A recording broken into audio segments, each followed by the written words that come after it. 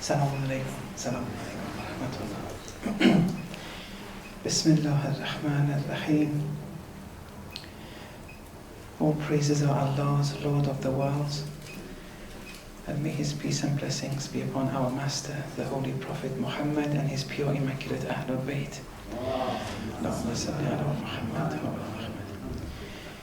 It's a bit of a change of a theme for the next few days, inshallah.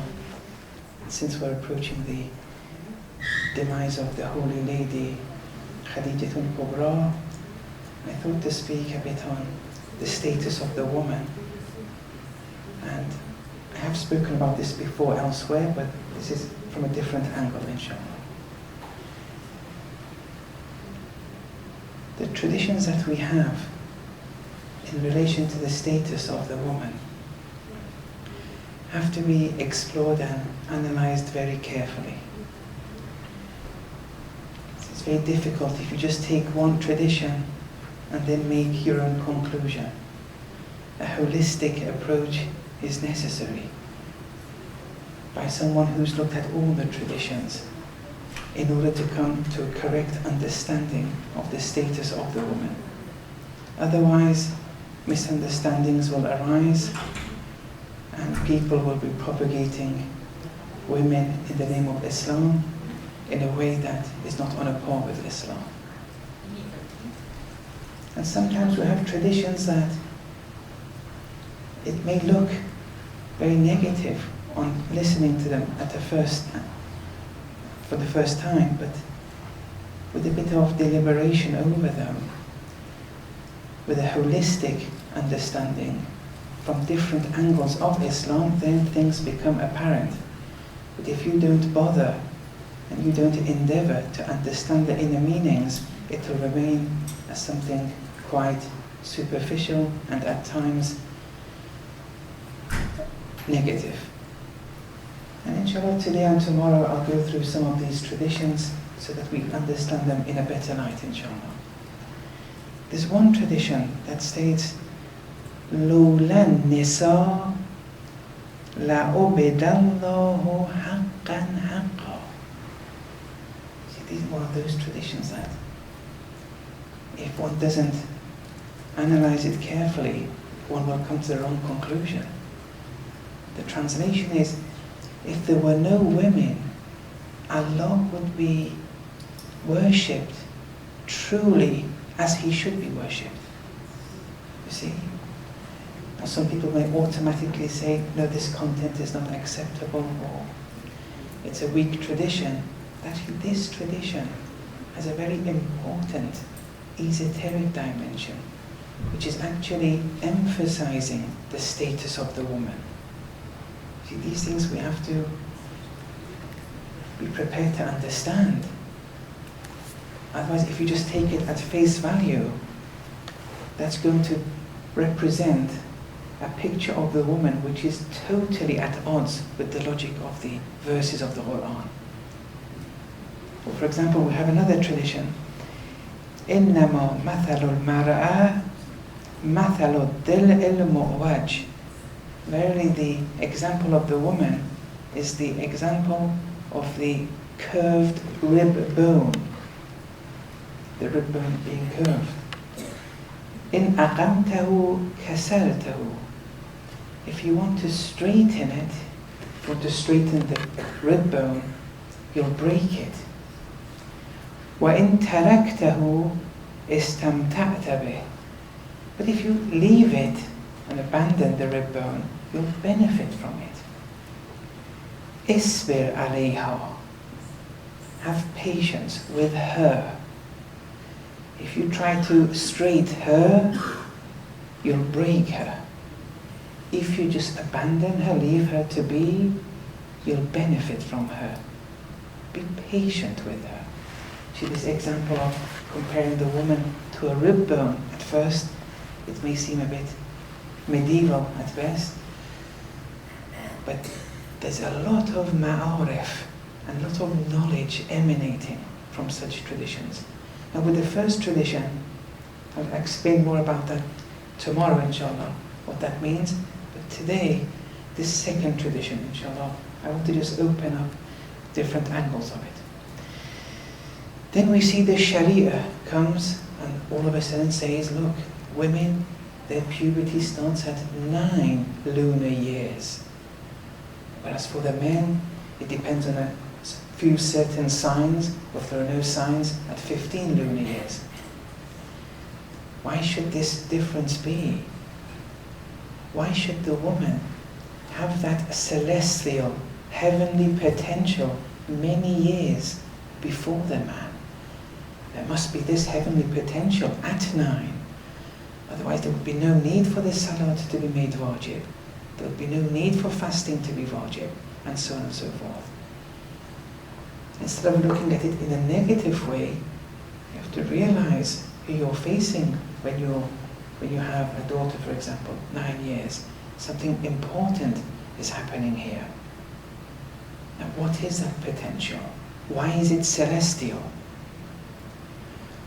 How are they prepared in a manner that 9-year-old males aren't prepared?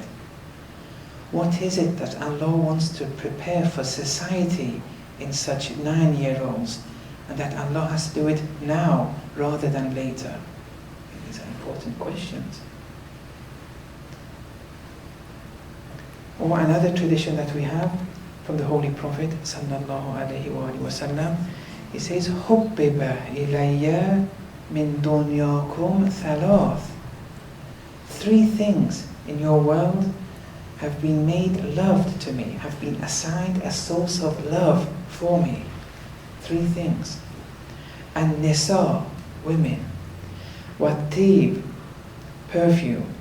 وَجُعِلَ قُرَّةَ عَيْنِي الصَّلَاةِ. And salat has been assigned as the comfort of my eyes. Now here again, we see many people interpreting nisa as being one of the things that the Holy Prophet has been assigned for the Holy Prophet to love. They only see the biological dimension of the woman when they read these traditions.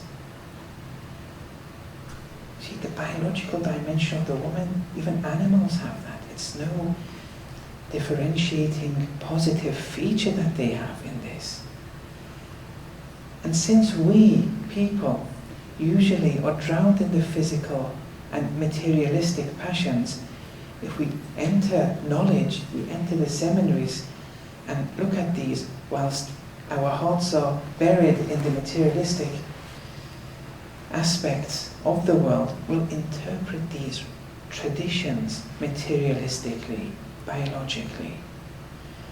But those who have surpassed this realm, they've transcended, they see beyond, they've grown, the Urafa, the Sufis, they see the inner aspects of these traditions. They'll understand it more. And this is an aspect of Islam which is suffering today in the world. The woman isn't represented as she should be, according to Islam, to the world.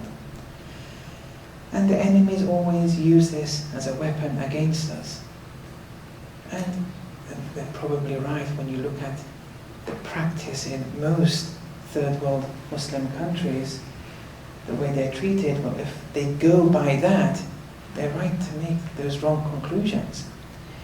We have to live by example, at least here in America, as ambassadors to Islam. Sometimes your role is even more important than mine. I'll be returning to home. You're going to stay here. This is very important. Your responsibility is very great. Destiny brought you here for whatever reason. Your family members are back in the East. You're going to be judged on a par with your social economic status here. You have access to things that they don't have. You're going to be judged differently. Don't think it's going to be easier just because you're living here. No, it can be actually responsibility-wise maybe even more difficult. Anyway, in this tradition, 3 things are mentioned. I'm not saying that the biological aspect of the woman shouldn't be a source of love for people, but that's a minimum. The tradition here wants to look at a different, more deeper angle. Women here is, the woman here is named horizontal to Salat. That's a big clue. It's a big indicator in this tradition. Why is the woman used on a par with, horizontal to Salat, which is the comfort of the eye for the Holy Prophet? There's no hierarchy here. The three are mentioned on a par with one another. Not the first is this, next is this, or this is the most important. No, there's none of that here. So here we see that the woman, by being named horizontal to the celestial Salat, the celestial dimension of the woman is meant here. And that's very important. It's that heavenly dimension of the woman which has been assigned to the Holy Prophet to be loved. And that we have to take lesson. We have to look at the heavenly dimension of the woman. Even if she's not a Muslim, even if she's a bad practicing Muslim, it doesn't matter. They all have this heavenly dimension. You have to get rid of the negative things that you see in it, assuming they have it. You have to focus on that heavenly dimension. It's a specific protocol here Islam has for us. Now, those who interpret this merely biologically, then they use other traditions to support themselves. They say that this is the biological love of the woman which is meant. There's nothing else meant in the tradition. They use other traditions to support themselves. One such tradition is from Imam Sadiq alayhi salam, who says, "Min akhlaq al-anbiya," amongst the ethics of the prophets are, they include at-tanadduf, hygiene, cleanliness, wat-tatayyub, having a good aroma, perfuming oneself, having a good scent, wa halaq al-sha'r, tidying one's hair, going, cutting it, being clean, wa kathratu turuqa. They use this last clause, excessive intercourse. That's how they interpret that. And then the tradition says it's one of the ethics of the prophets. And they say, look, you see this is important? And I've encountered many of such people in writing and in person. And that's how they want to introduce the prophets. By excess intercourse. And then therefore they always look at the woman biologically. And they use these traditions. Now here, 2 points to mention here. First, now here in this tradition, this last tradition, these 4 are in the physical realm, because they're all physical actions. Like cleanliness, it means physical cleanliness. Or for example, cutting the hair. Or perfuming, having a good scent. Yes, these are things here. But then they say excess intercourse, and therefore they say, look, this is the biological dimension which is meant. 2 points to mention in this tradition. First of all, this perfuming oneself, tatayyub. I should have mentioned this when we were speaking about the foods, actually. Because when we were speaking about foods, and there we were speaking about that one has to control one's nutritional appetite. And eating, as we know it today, has gone out of control. It wasn't how they ate. It wasn't the sunnah of how the Prophet would eat. But there's something, a formula, an equation that the Holy Prophet spoke about, which is very incredible. But me, myself, I fail drastically in relation to this equation.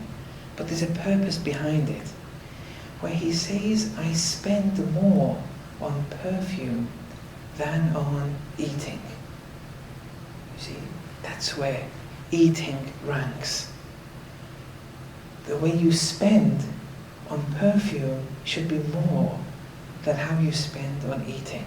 if you want to evaluate how much you're eating, how much you should eat, how much you should spend in general, for yourself. I mean, if others want to eat more around you, that's okay. But everyone just judge themselves for a while. Yes, perfume, that's more important. But today that's not the case usually. The priorities have changed drastically. Now, I'm not sure how expensive the most expensive perfume is. Let's say 50 milligrams.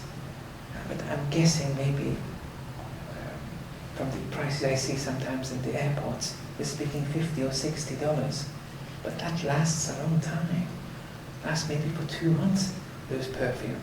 Or 1 month at best if you wear a lot of it every day.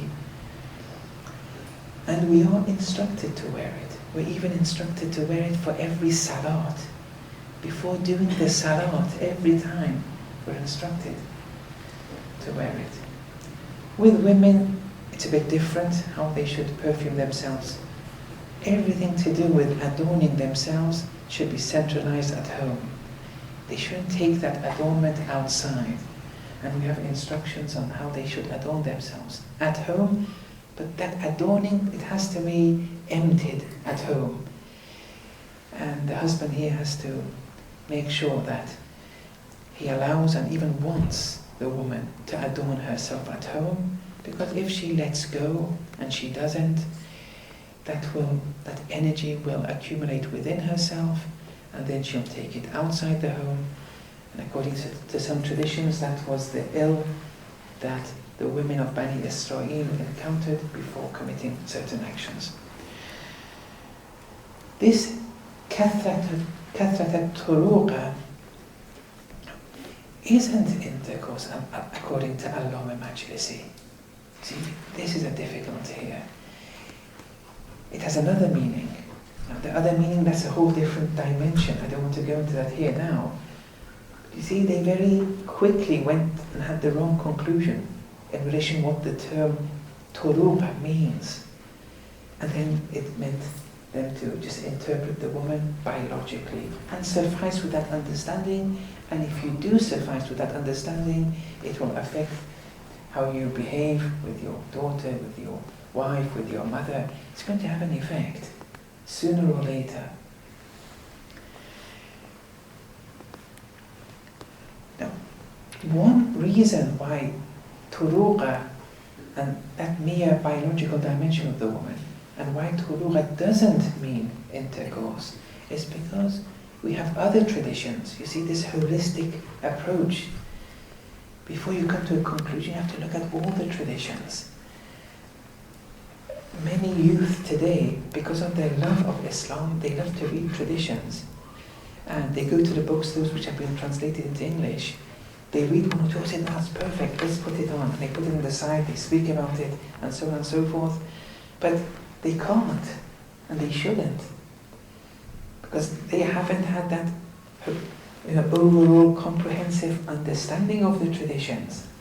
They've just read one or two, and then they come with a fatwa sometimes for themselves. This is a science. You know, this aspect of Islam, the Sharia, is a science. We have to leave it to the experts. We can read about them, as long as you then go to the scholars to ask about them before coming to your own conclusion. If you do come to your own conclusion, it's going to be very difficult for you to get out of it. Anyway, we have traditions where excess intercourse is not looked upon positively. It's even reproached. You see, and then those people say this was the ethics of the prophets. Let's go through one or two of those traditions. One from the Holy Prophet who said, Man arad al-baqa, one who wants one who desires longevity, a long lifespan, good life expectancy. وَلْيُقِلَّ مُجَامَعَةَ النِّسَاءِ, let them reduce their frequency of intercourse with their wives. It has to be reduced. It enhances longevity. That's one point. Another tradition, حَيَاءٌ يَرْتَفِعُ وَأَوْرَاتٌ تَجْتَمِعُ أَشْبَهُ شَيْءٍ بِالْجُنُونِ وَالْإِصْرَارُ عَلَيْهِ haram. He's speaking about intercourse, saying that it eliminates chastity if it's done too much. It eliminates embarrassment between man and wife, and it's the most closest thing to madness. And those who insist and persist with it, going excessively, they will, haram here means they'll age. They'll age and become older. Another tradition from Amirul Mu'mineen, إِيَّاكَ وَكَثْرَةَ الْوَلَى بِالنِّسَاءِ وَالْإِغْرَاءِ بِلَذَّاتِ الدُّنْيَا. Refrain from being too infatuated with women. That's indicative of being active with them too much. And beware and refrain from being drowned in the worldly passions. فَإِنَّ الْوَلَى بِالنِّسَاءِ مُمْتَهَنٌ. Because that infatuation with women will be a source of distress to you. وَالْغَرِيُّ بِاللَّذَّاتِ مُمْتَهَنٌ. And one who's absorbed and drowned in the worldly passions, they will be distressed, at least spiritually. We're humans. Humans have sex, animals have sex. There's a differentiation between them. We have to do it the human way. Animals sleep, we sleep. There's a difference in our sleep. Both the physical posture of sleeping has changed today as it was 1400 years ago. Animals eat, we eat. And we spoke about that in some depth before.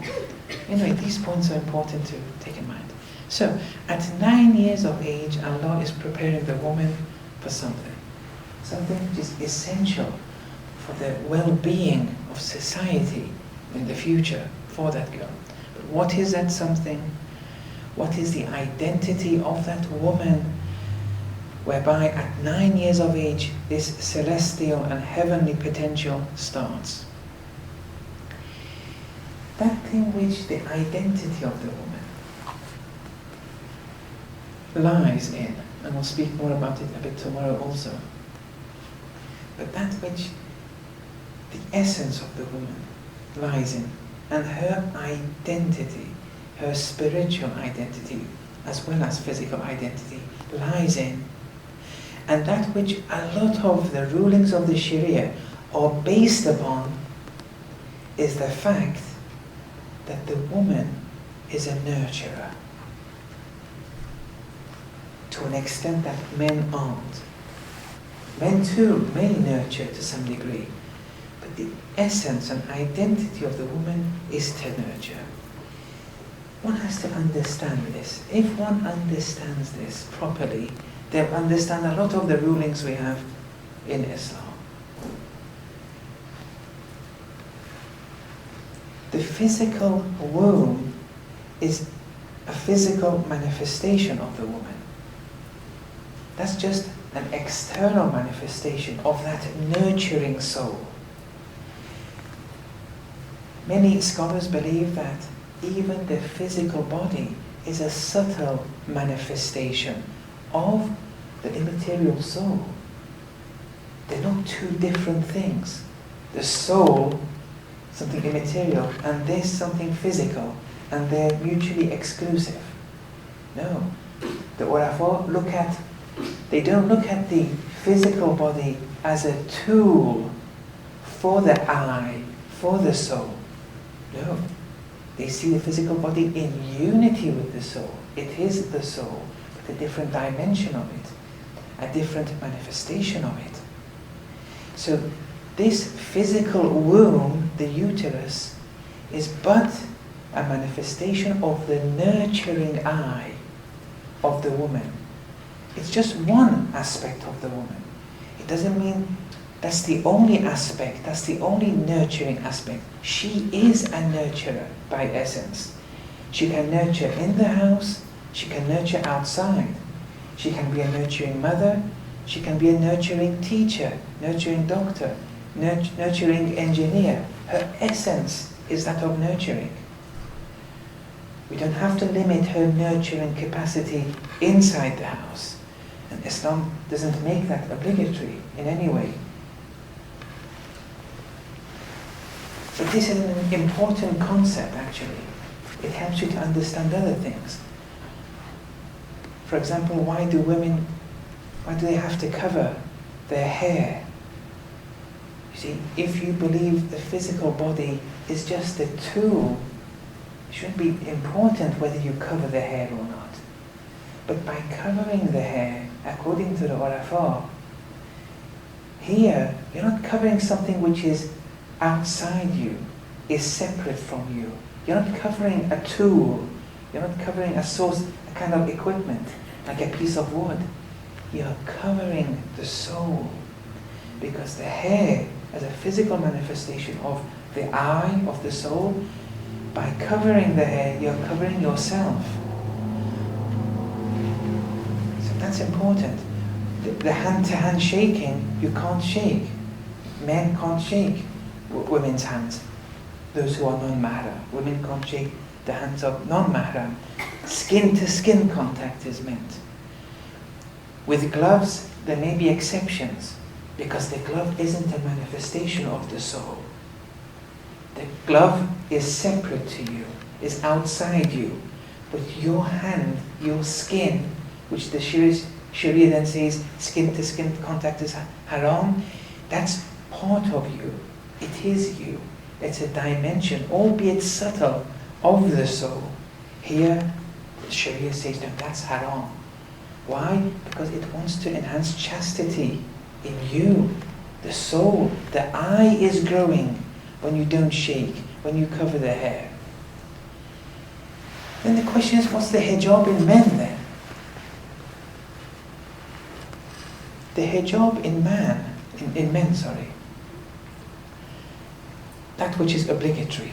I mean, ethically and spiritually, there are many hijabs that men and women have to abide by. But in man, it's the beard. For some reason, the Sharia, this area, they say cover it for men. This area should not be shown. Now the wisdoms behind that, I don't really want to speculate. I mean, I have one or two theories, but I don't think it's very appropriate to mention them. But this area is important. Look at all the Maraja, for example. Have you seen anyone, even with a thin beard? Covering that is important.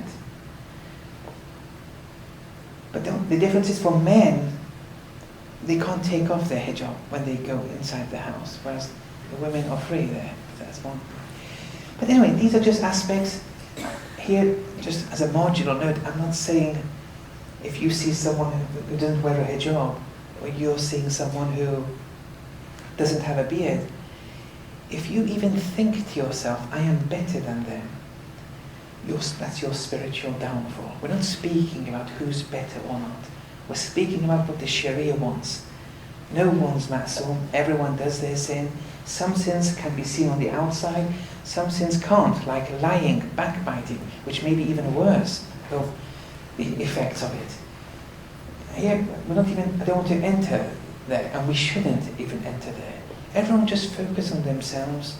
And here, the Sharia has a list of harams, a list of halals. We want to grow, we want to master the Sharia, and then after that, we can work on the tariqah, maximally. Everyone's weak, we have to just make an endeavor. As long as we try and not to sin intentionally, that's important. Now, where was I before? Yes. So she's a nurturer. Being a nurturer, suddenly the legislator comes and says, at 9 years you start. Because we need you for the future. The prosperity, the well-being, the salvation of society is going to be dependent upon you. You have to start earlier. You have that potential earlier. Start at 9. So, due to this kind of sensitivity, her programming to nurture starts at an early age. Now, Imam Khomeini, rahmatullah alayh, in one of his works, or in one of his speeches rather, has said this. He said the woman is a grand human being, society's nurturer. This is someone who was a faqih, not only in fiqh, but he was a faqih in ethics, in irfan, in philosophy. He's understood the status of the woman. His view on the woman is a very comprehensive view. And this is important. That's why it's important to abide by those scholars who, yes, in matters of fiqh, you go to those who are experts in fiqh. But in matters of irfan, akhlaq, you go to the most learned. Just because you are one of the most learned in fiqh, it doesn't mean by default you'll be one of the most learned in akhlaq. It doesn't mean by default you're one of the most learned in irfan. There are many people today in Rome who are the most learned in irfan and ethics. And they are one of the most learned in fiqh, because it's very difficult to say, who is the most learned. You only know those who are in the line of A'lamiyya. No one can really say. That's why there are so many differences today. Yeah. But there are some people who are in the line of A'lamiyya in fiqh, and they are very strong, if not the strongest, in akhlaq and irfan, the sciences of akhlaq and irfan. However, they're not known to the people, and they're not accessible. If they were to enter the marja'iyya field, I would change tomorrow. There's no doubt about it. Those who knew Allama Tabatabai, they knew how strong he was in fiqh and usul. They had seen his writings. They said, let us, publish it. Because they had never seen such writings before amongst the contemporaries. He could have easily become a marja. He could have easily opened that office. He never did. He was never interested. He saw that people are suffering on a spiritual realm today. And he went into spirituality, ethics. And therefore he would never go into marja'iyya. He would never even answer questions. He would never expose himself like that. And therefore people didn't have access in relation to the halals and the harams. Now you may say, as if he was the a'lam, that it was wajib for him to come. No, he never said he was a'lam. He never looked at himself like that. But many people believed that. Imam Khomeini was one of those who was comprehensive in many fields. The woman, he says, is a grand human being, society's nurturer.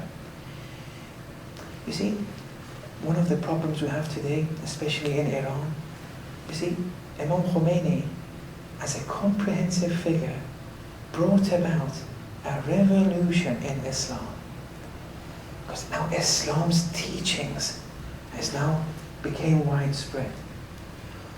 What's happening, inshallah it's getting better, but what's happening, people only take the political dimension of Islam that Imam Khomeini had to offer. And that's okay. The concept of wilayatul faqih, it's an important concept. The concept of Islamic leadership, no one can say, I don't believe in Islamic leadership. Now there are differences. Some may say, I believe he's the Islamic leader, I believe I don't want to go into the particularities. But the concept of Islamic leadership, you can't negate. No one can say, during the time of occultation of the 12th Imam, we don't need a leader of Islam. Well, so who's going to lead then? If you believe that there's going to be no leader, the 12th Imam may not come for another 100,000 years. What's going to happen to Islam? We're saying Islam is a comprehensive, eternal religion to the end of time. What's happening here? You have to be careful not to fall in the trap of how some schools of thought fell in relation to Qadir. The whole message of Qadir was the enforcement of Islam has to continue. It doesn't come to an end. Prophethood comes to an end. The Holy Prophet came with the Quran to the end. The Quran is there. The laws are there. Allah has no name by the name of Nabi. That's why Nubuwwah, prophethood, does come to an end. But one of Allah's names is Wali. Wilaya always has to continue to the end of time. Some people didn't believe that. The whole message of Qadir was that enforcement of the law has to continue. Islam always needs an enforcer. Then we have text to say who the enforcers were, the 12 Imams. Now the 12th Imam is an occultation. We have traditions that the Fuqaha have to now enforce. But you can't say that we don't need enforcing. That's it. Sometimes there are some terms which people are scared of. They don't mean anything. And maybe they're right to be scared of because people have behaved in certain ways, in negative ways that it scared people. But I'm telling you, there's nothing to be scared of. These are important terms. One is wilayatul faqih. People get scared. There's nothing to be scared about. It means Islamic leadership. Do you believe that the law of Islam has to be enforced or not?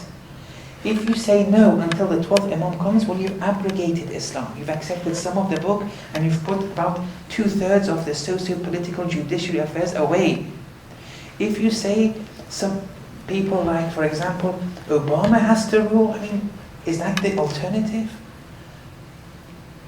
You have to believe in some form of leadership. Now that leadership has to be by an expert in Islam, someone who's competent. Now yes, there may be differences who you believe. That's a totally different discussion now. I don't want to enter that here. But I'm saying don't be scared. Another term that people are scared of, wahdatul wujud. Suddenly they become scared. They think that people say that this is Allah, everything is Allah. And so when we speak about Tawheed in a few days' time, we'll speak about it. There's nothing to be scared about. Yeah, sorry to keep on diverging it. Anyway, Imam Khomeini. The woman is a grand human being. Society's nurturer. Humans are discovered from the laps of women. After all, she is the educator of humankind. She nurtures humankind. The prosperity and wretchedness of a given society depends on the existence and status of women. By correctly educating herself, she educates humans. And by correctly educating herself, she frees nations. The source of all prosperities emanates and springs from her lap. The woman must be the source of all prosperities. That's the take that we have in Islam in relation to the woman. But if you've understood that, now let's go to the Sharia and see how the Sharia, and more importantly, why the Sharia speaks as it does in relation to women. It's based on what we've said so far. So the first thing the Sharia comes to say is, look, the woman has no obligatory duties. She's free. Remember, Isbir alayha? They've put the woman totally free in the obligatory realm, at least. No wajib duties, except two very little ones I'll come to in there. Why should the Sharia want to make the woman be totally free? There's a reason behind it, there's a rationale behind it. The Sharia wants, because the woman is a nurturer. Don't try to straighten her, she'll break. Her nurturing capacity will be compromised. Society will suffer as a result. Let her be, you'll benefit from her. Let her be, she'll just nurture. The woman can't refrain from nurturing. It's the essence of who she is. She can but nurture wherever, whatever she does. Let her be. The Sharia wants to make her free so that she chooses her own destiny with that nurturing capacity that she has. But if you try to give her these chores, give her these things which the Sharia doesn't oblige her to do, somewhere down the line, you'll break her. That freedom will be compromised. That nurturing capacity will be compromised. Look, in Islam in the beginning, this culture of bringing, today we call them au pairs or maids, it was common. And they would pay them well. Every family, they would have many servants or helps to come and help them. Why? Because the woman, the wife, is free. Today, having au pairs, having maids, it's a good thing, there's nothing wrong with it.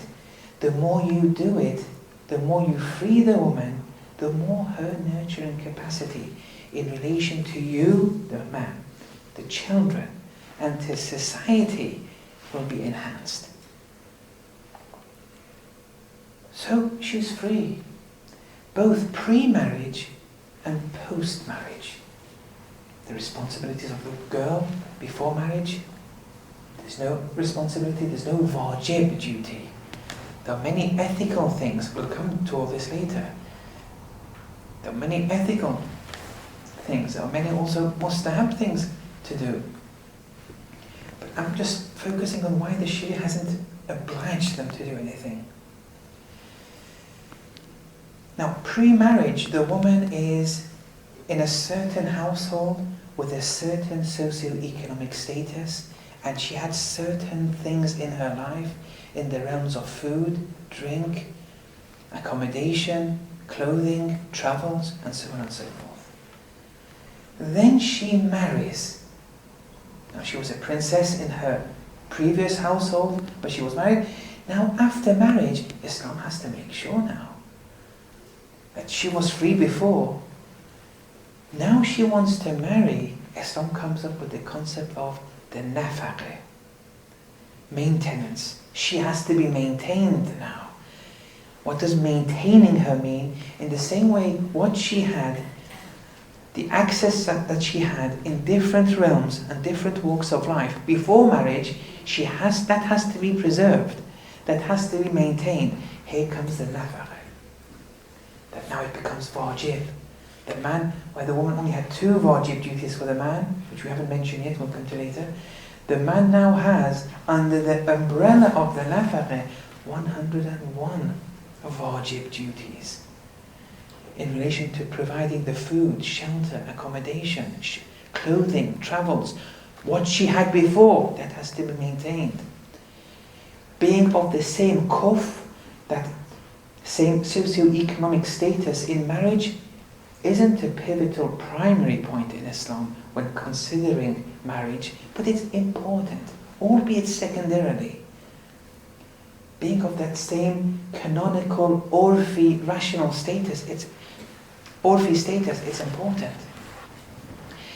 There's nothing wrong with a 36-year-old, for example, businesswoman marrying, let's say, someone who is a garbage man, or someone who cleans the streets. And I'm not sure what you call them here, but no, it's possible. There's nothing wrong with that. However, the man has to realize that this businesswoman, before marriage, this is how she lived, this is how she ate, this is how she clothed, this is her accommodation. You have to maintain it. Okay, some women may forgive everything, but we shouldn't be aiming for that. It'll be a duty, it'll be a dain, it'll be a debt upon the shoulders of the man. And the man has to do this wholeheartedly to provide the nafaqah. Why? Because the man, it's in the best interest of the man's children, the society in general, for the nurturing capacity of the woman to be enhanced. So these things are important. Then, for the woman, there are only 2 wajib duties for the man. One is the concept of sexual gratification, that when the man wants to be gratified, the woman, if she has no excuse, she can't refrain from it. Sometimes she's ill, she doesn't feel like it, and she refrains. It happens, it's natural, there's no problem there. But sometimes there's no excuse. That she's not allowed to do. And also leaving the house without the man's permission, although that has many stipulations to it. For example, if a woman marries and the man marries a woman who is a student or a university professor or a businesswoman or a nurse who has some kind of occupation, the man knows that she leaves and she'll continue with that. That doesn't apply in those cases. Now you may think, oh, these two are a bit difficult for the woman, I think, but the point is this. Islam is about give and take. And it's very delicately enhanced this give and take on both sides in a particular manner. And this is how it's done it. It says, look, the man has these 101 duties under the umbrella of the nafaqah. The woman has these 2 duties. Here, if the woman doesn't abide by those 2 duties, the man can refrain from the nafaqah. If the man, and also the other side, if the man compromises, doesn't do the nafaqah, the woman can, in proportion to how much the man refrained and avoided the nafaqah, the woman can avoid those 2 duties. You see? Which man does all 101 wajib duties under the umbrella of the nafaqah? I certainly don't. It's very difficult. We have to make an effort. You see how this can be abused? And then those 2 are always highlighted and emphasized, and they're even interpreted wrong sometimes. Now all this was only in relation to the domain of the Sharia. When we go to the Tariqah, it's a whole different story now. It's all about sacrifice there. It's all about ethical behavior to one another. I just wanted to first clarify this. See, it's all based on that woman's status, that nurturing capacity. There's no divorce for the woman in Islam. Divorce hasn't been given to the woman on the table. If she wants, she can acquire it at the time of the contract. There are ways she can acquire it. Islam has put that there. But Islam hasn't put divorce on the table for the woman. It has for the man though. Why? Because divorcing crucifies the soul. Divorcing is totally at odds with the nurturing capacity of the woman. Makes no sense for Islam to give that for the woman. She's a nurturer. But if she wants, she can have it. There's no jihad for the woman. If she wants, she can go to jihad. Islam hasn't made that obligatory. There's no need. She's a nurturer. Going to jihad is at odds. Goes against, it's a contradiction against the nurturing capacity. There's no divorce. No woman was a prophet. It doesn't mean she can't acquire that spiritual perfection. No, man and woman, the spiritual wise, that spiritual perfection is totally equal. To all. She can acquire as much spiritual perfection as any man. So why wasn't she a prophet? Well, if you're a prophet, you have to go to war. There are so many duties that you have to do when you're a prophet that it goes against the nurturing capacity of the woman. See, all these are based on this nurturing capacity. The Sharia is based on, these halals and harams are based on these truths of the cosmos, of creation, of the realities of the woman. Then they come and give the Sharia. They're not just, the Sharia isn't a set of random, haphazard, nilly-willy rules that they're given. No, it's based on truths.